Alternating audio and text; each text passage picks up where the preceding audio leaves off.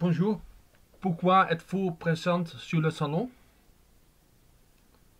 Alors, en tant que jeune entreprise belge, donc nous avons 10 ans d'existence, c'est acteur modeste mais en très forte croissance dans la gestion de fonds.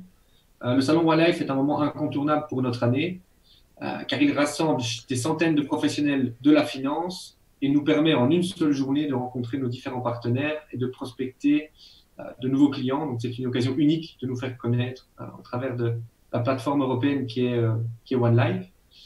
Notre business model de partage de valeurs qui fait notre unicité rend également complexe l'explication rapide de ce que nous faisons. Et donc, d'une part, nous collaborons avec des équipes de gestion exceptionnelles pour la gestion de nos quatre stratégies.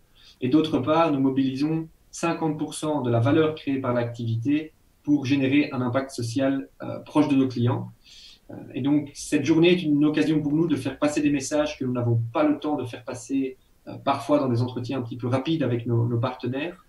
Et c'est également l'occasion rêvée de leur expliquer les histoires des plus de 300 personnes qui ont été soutenues en Belgique, en France, grâce à notre activité. Nous sommes chaque année fiers et heureux de pouvoir leur montrer ce qui s'est réalisé durant l'année écoulée, étant donné que le forum se déroule une fois par an. Et enfin, OneLife est le premier partenaire d'assurance à avoir référencé l'ensemble de notre gamme. Et c'est un message fort pour nous et pour les intermédiaires financiers, car cela atteste d'une part de la qualité de notre offre et d'autre part du professionnalisme de notre présence sur le terrain. La proximité des équipes commerciales avec les courtiers est un atout essentiel de OneLife et notre participation au salon et notre manière de les remercier et de leur faire part de notre soutien. Vous avez choisi de mettre le fonds Quest Cleantech Fund en vente lors du salon. Pouvez-vous nous en dire plus? Oui, alors le fonds Quest Clean Tech est un fonds que nous commercialisons chez Funds for Good depuis 2015 lors du lancement de notre partenariat avec la maison de gestion belge Capricorn Partners, basée à Leuven. La stratégie a été créée en 2007, juste avant la crise des subprimes, et fait toujours ses preuves aujourd'hui. C'est probablement au sein de notre gamme le produit dont nous parlons avec le plus de conviction, étant donné la thématique et la pureté du portefeuille. La proximité de notre gérant avec le management des entreprises dans lesquelles il investit de taille petite ou moyenne garantit une qualité de gestion et une exigence d'alignement avec la thématique durable, clean tech du portefeuille. Ok. Nous Euh, pensons également que ce fonds répond aux attentes de nombreux investisseurs qui ne souhaitent plus financer les industries polluantes et qui souhaitent que leur épargne soit mobilisée à bon escient. Et cette stratégie parlera donc autant aux institutionnels qui cherchent un fonds qui excelle dans sa catégorie et son positionnement qu'aux investisseurs privés en recherche de sens pour leur épargne avec une thématique claire et lisible, tout à fait transparente. ok, merci. Concrètement, qu'est-ce Cleantech Fund investit dans quoi? Alors, notre gérant sélectionne les sociétés qui cherchent à apporter des solutions aux enjeux environnementaux auxquels nous faisons face, qui possèdent un fort potentiel de croissance et qui sont raisonnablement valorisées. Ces entreprises commercialisent donc des biens et des services qui nous permettent de mieux utiliser, de mieux consommer et de mieux gérer les ressources naturelles de la Terre. On retrouve trois sous-thématiques au sein du portefeuille: une gestion efficace des ressources énergétiques, une gestion des ressources naturelles et les énergies renouvelables. Ok, merci.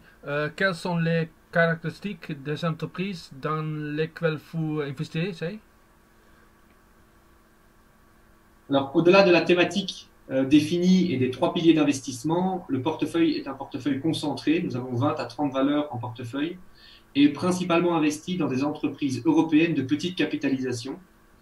On ne retrouvera pas donc de noms à la mode et des sociétés technologiques telles que les GAFA, qui sont fortement valorisées à l'heure actuelle. Par contre, on va retrouver des small caps comme la société belge Umicore, qui est un des leaders mondiaux du recyclage de batteries et de métaux précieux. La capitalisation médiane des entreprises en portefeuille est de 2,8 milliards et la capitalisation moyenne du portefeuille se porte à 8 milliards. Donc on est vraiment sur des entreprises de petite capitalisation à très fort potentiel de croissance. C'est une stratégie très pure. Et donc, les caractéristiques que recherche le gérant pour sélectionner des entreprises sont d'une part une société qui promeut une solution technologique en phase avec la thématique Clean Tech, des entreprises saines et correctement valorisées, et enfin des entreprises principalement européennes ouvertes au dialogue avec leurs investisseurs. Ok, merci. Et les performances alors? Alors, avant toute chose, nous tenons à apporter une précision importante par rapport au positionnement concurrentiel du fonds. L'outil d'analyse Morningstar compare le fonds à la catégorie des actions secteur écologie, ce qui est en partie vrai.